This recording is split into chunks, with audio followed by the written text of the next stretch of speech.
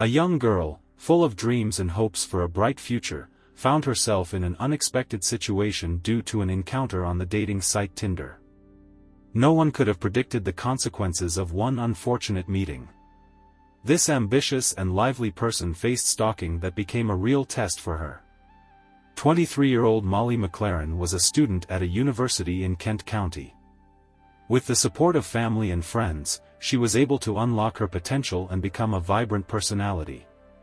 Success in her studies and an active life on social media brought Molly popularity. All of this was necessary to achieve her dream goal, to build a career as a fitness trainer and become an influential figure in this field. Despite her young age, Molly had already faced serious challenges. In her teens, she struggled with an eating disorder and anxiety. However, the girl made every effort to overcome these problems and start taking care of her mental and physical health. With her own experience, Molly wanted to help people who found themselves in a similar situation. She wanted to educate them, share knowledge, and provide resources to combat eating disorders. Those close to Molly described her as the embodiment of positivity, light, and kindness. Her energy and sincerity charged those around her. She radiated a special warmth that was felt by everyone who communicated with her. Kent County, where the tragic event with Molly took place, is a popular tourist destination in one of the wealthiest regions in Britain. Its picturesque fields and wonderful nature have earned it the romantic name, the Garden of England. As a student, Molly actively used the dating app Tinder, which is popular among single people. It's a convenient way to meet new people.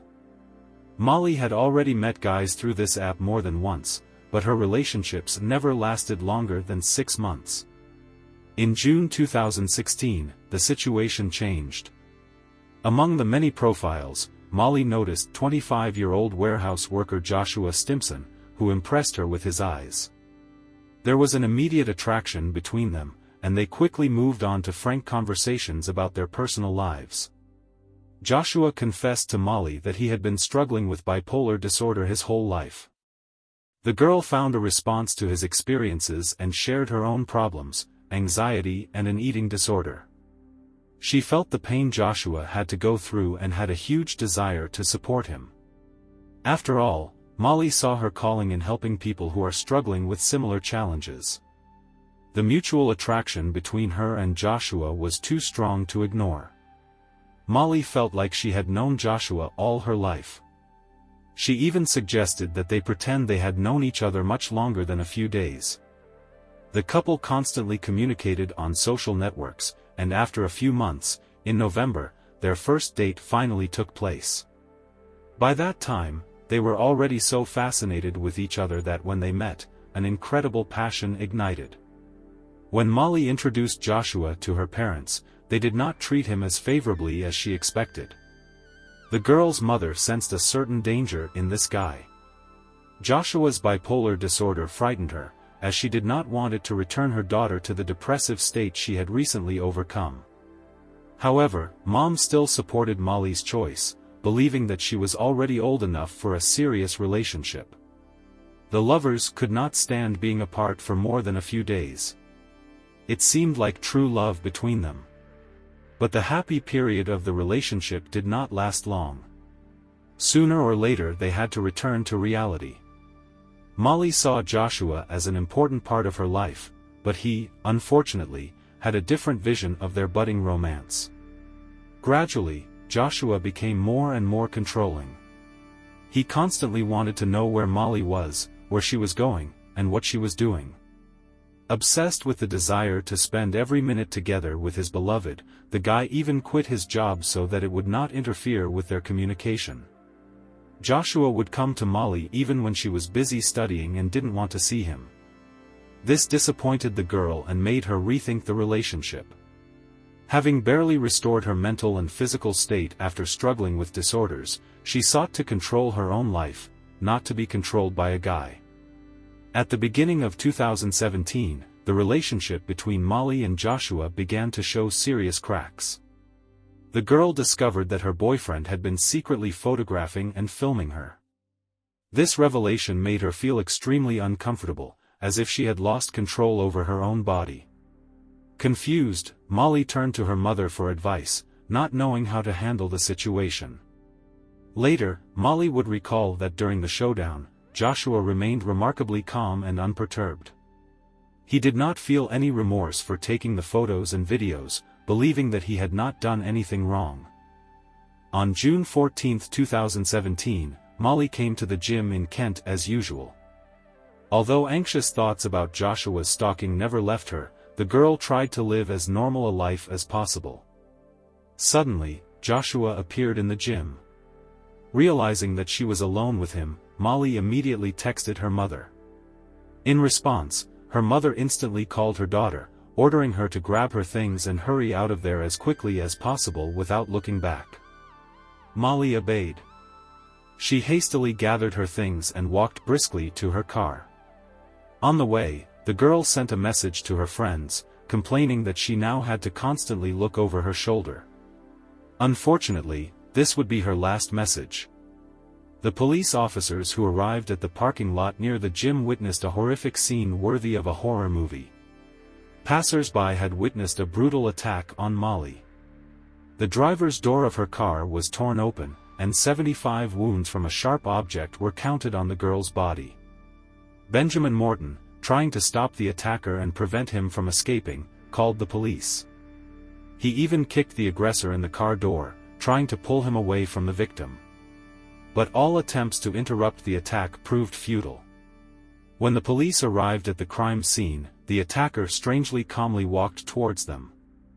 Absolutely unperturbed, he wiped the bloody splashes from his face and asked the officers, "Did you want to see me?" Shockingly, the aggressor turned out to be the very man the law enforcement officers had heard about earlier that month, Joshua Stimpson. Despite all of Morton's efforts to bring Molly back to consciousness after the terrible attack, the girl did not survive. It was officially recorded that her life was cut short at 11:40 a.m. due to a neck injury. Joshua's arrest did not pose any particular difficulties for the police. The man admitted to the crime but insisted that he had acted unintentionally. According to him, the girl's rejection had shocked him so much that he decided to deal with the pain in the only way he knew, to punish Molly by taking her life. Joshua's trial began in early 2018. The accused and his defense firmly upheld the thesis of the unintentional nature of the crime. The lawyers argued that due to mental problems, their client was unable to cope with the emotional pain and resorted to such radical actions. According to them, Joshua was negatively affected by his parents' divorce and his mother's subsequent abandonment of him. Throughout his life, he had been treated in psychiatric clinics more than once, trying to overcome hypersensitivity to rejection and personality disorder. With these arguments, the defense tried to prove that Joshua did not have sufficient cognitive abilities to plan a crime, and his actions went beyond normal thinking. However, the prosecution was able to provide strong counterarguments. Prosecutors presented surveillance camera footage proving that Joshua had purchased the knife used to kill Molly just a few days before the tragedy. Moreover, if the man was so shocked by the pain of rejection, why did it take him several weeks to commit this horrific crime? It seemed that nothing about this attack was the result of impulsive actions or loss of self-control. However, the defense's statement about Joshua's mental state still remained an important aspect that needed to be taken into account. In light of this, the prosecution called a psychiatrist who had evaluated Joshua. According to the expert, there were no signs of personality disorder or any mental abnormalities in the defendant. Instead, the expert suggested that Joshua had traits of narcissism and felt absolutely no remorse for the crime he had committed. At the time of the closing arguments, it was still unclear who had the upper hand. Molly's mother and family members were probably filled with anxiety. After only 3 hours of deliberation, the jury finally announced their verdict, causing the family and friends of the deceased girl to sigh with relief. The jury found Joshua Stimpson guilty of the intentional brutal attack on Molly McLaren. Judge Adele Williams sentenced him to at least 26 years behind bars, emphasizing that the defendant was an extremely dangerous person, and as long as he was at large, women would not be safe.